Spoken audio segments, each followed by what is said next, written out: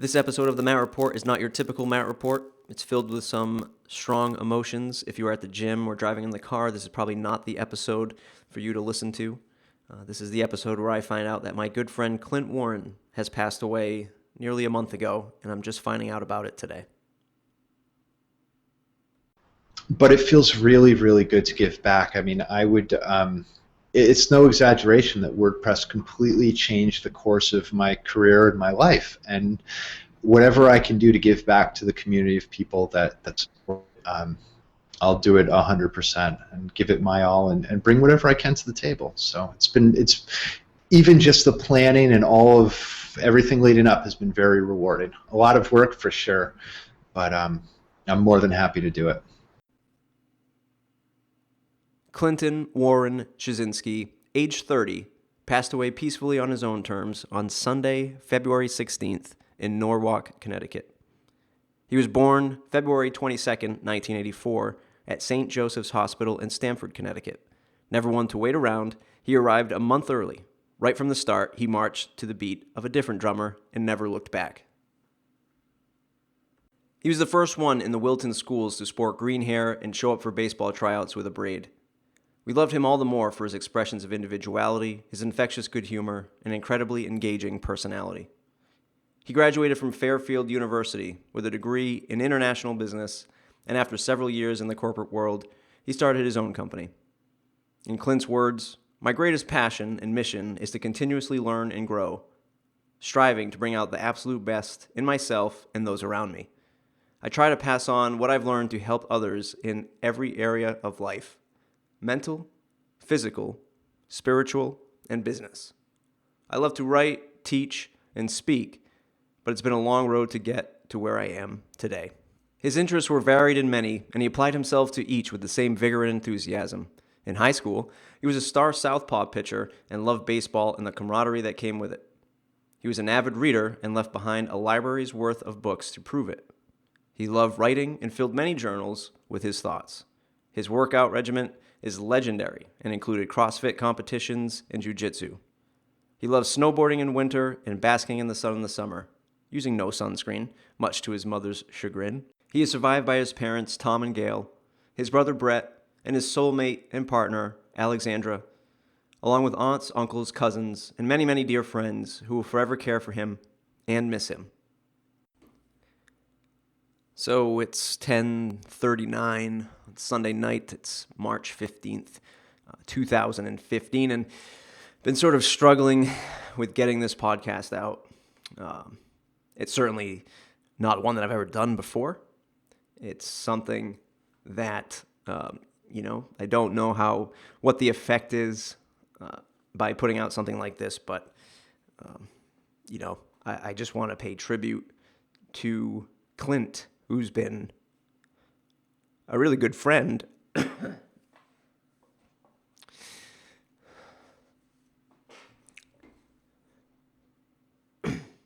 over the last year, and just really getting to know somebody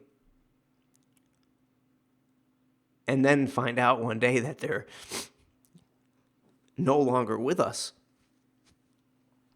It's different. It's a different situation because I only knew Clint, remotely. It was only online and Twitter, and over the last year we were in a mastermind group together, and I would see him every 2 weeks, and we would talk, and then we'd have phone calls otherwise, and it's just a weird feeling. Because he passed away almost a month ago today, and I didn't know about it. And I had on my calendar for the month of March to have a meeting with him, and we were supposed to be on the phone chatting about a new podcast that he was going to roll out. So when I saw this comment come through on my site, at first I was like, no, this must be spam. Like, this is some weird spam. I've never seen this before. But I reached out to the person who left the comment, and I emailed our friend Brian Castle. I haven't heard back from him since the time of this recording. But they shared office space together. To find out if this was true, and I Googled his name and the keyword obituaries, and I found the obituaries that I just read at the beginning of this podcast, and I still can't believe it. So I email his email from the last email that we had together about setting up the phone call for the podcast, and a couple hours later, his mom replied to tell me that he had passed away. And it's just, still, I can't, I'm laughing, but it's also very difficult to understand the capacity of what just happened. Okay, I'm back. I'm going to try to keep together moving forward here. Let's just share a story about Clint. I've got a few, but the first one that comes to mind is this past summer at WordCamp New York. And, I run this WordPress podcast, and when I go to WordCamps, there's a lot of folks who know me, and, I always, run into people that I don't know, and it's great to meet these people who do listen, and then I get a chance to chat with them. But walking down the hall with Clint I almost felt like he should be the one with the WordPress podcast, because everybody knew him there. And it was amazing to see a guy who just loves connecting with people and connecting other people with other people have that reaction from the crowd. I mean, we had lunch together. We were sitting next to each other in a few of the presentations, and it was just nonstop.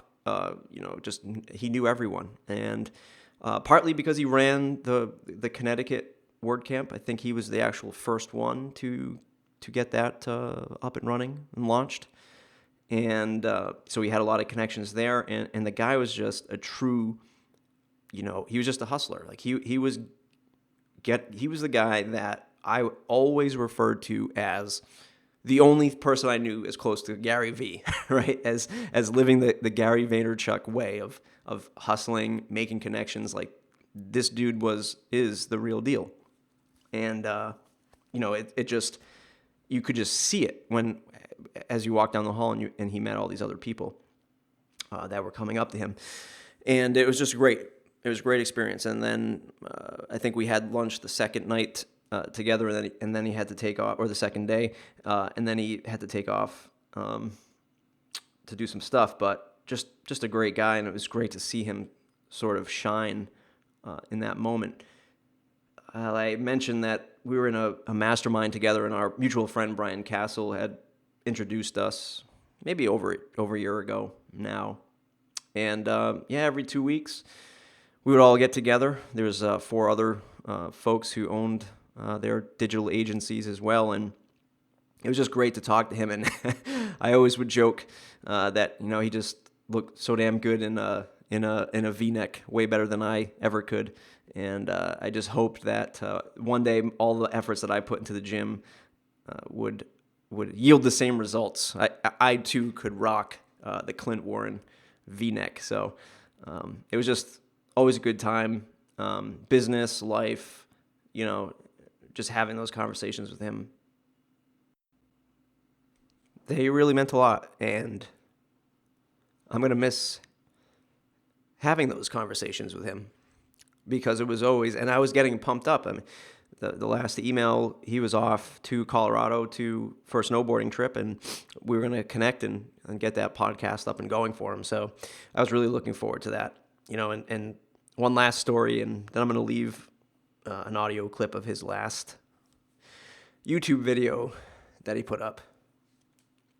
But WordCamp Providence over the summertime, he was just an animal, and he drove up, and he was texting me, and he's like, "Hey, we got to grab lunch. I got all the stuff I want to talk to you about." And then he was like, "I'm an hour late." He's like, "I might be an hour late. I might need to have my talk rescheduled or something like that. And he was asking me if I could find out from the coordinators if I could move him around if he had to. But he made it just in time, I think like 15 minutes before his talk, and he made the talk, and then he hung out for a little while and got to meet some of the folks that I was hanging out with, and he had to take off for a concert. And, that was the last time I saw him, and it was just amazing to see, like, how fast, like, he was coming from another meeting, and the guy was just a hustler. It was just amazing to see, and, sometimes when you think you don't have the energy to really accomplish something, you go back and look at these videos from Clint. It's truly inspirational, and I'm going to miss him.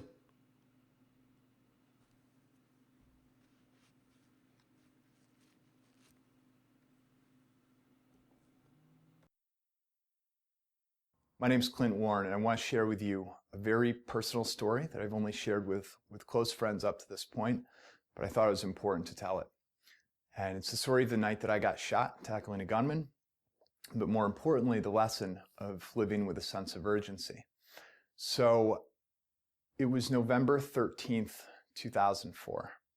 I was 20 years old at the time, and my buddies and I are at a bar celebrating a girl's birthday party. And my buddy and I are outside. I believe we got kicked out.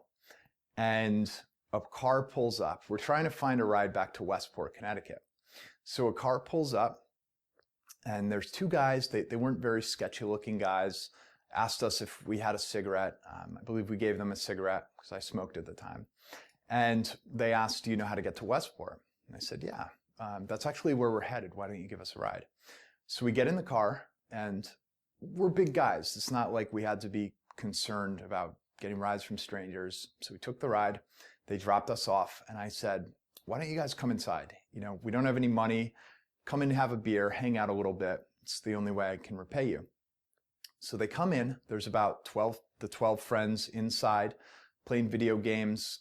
Some people were smoking pot, drinking beers, and these guys come in and hang out with us.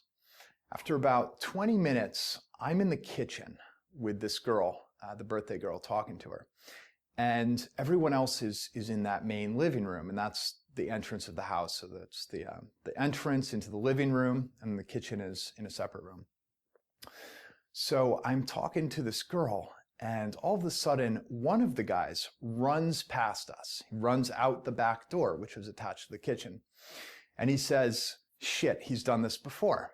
And I'm not really sure what he means, but I look in the other room, and the other guy now has a gun out.